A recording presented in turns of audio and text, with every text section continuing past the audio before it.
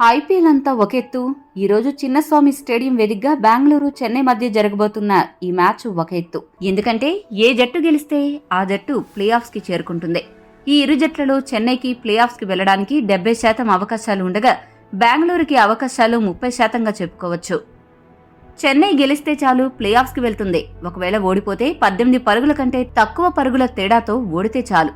ఇవన్నీ కాదు, అసలు వర్షం వల్ల మ్యాచ్ రద్దయినా కూడా చెన్నై టాప్ 4కి వెళ్లిపోతుంది.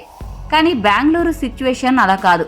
మెరుగైన నెట్ రన్ రేట్తో చెన్నైపై గెలిస్తేనే ప్లే ఆఫ్స్ కి చేరుతుంది.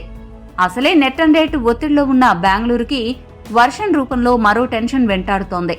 ఒకవేళ వర్షం పడితే ఇక బెంగళూరు ఆశలు అడియాశలే అవుతాయి. ఇటువంటి నేపథ్యంలో ఏ చిన్న అవకాశం ఉన్నా మ్యాచ్ను నిర్వహించాలని నిర్వాహకులు సాయశక్తులా ప్రయత్నం చేస్తున్నారు. ఒకవేళ మ్యాచ్ జరిగితే ఈ మ్యాచ్లో తప్పక గెలుపు బెంగళూరుదే అంటూ ఒక కొత్త లెక్క వెలుగులోకొచ్చింది. అదేంటో ఇప్పుడు చూద్దాం. ఈరోజు అంటే మే 18న ఆర్సీబీ సిఎస్కేతో ఆడబోతోంది. ఈ 18 నెంబర్కి కోహ్లీకి చాలా అవినాభావ సంబంధం ఉంది. Kohli Jersey number 18.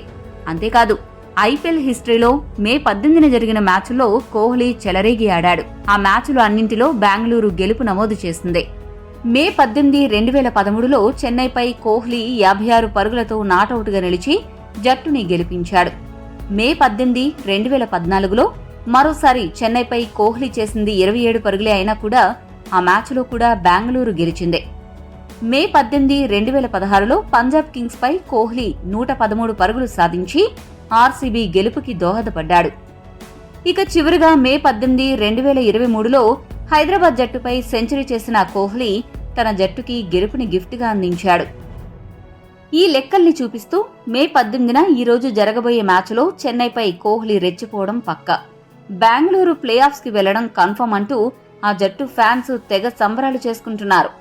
ఇవన్నీ జరగాలంటే మాత్రం ముందు ఈ రోజు మ్యాచ్ జరగాలి అని ప్రతి క్రికెట్ అభిమాని ప్రార్థనలు చేస్తున్నారు.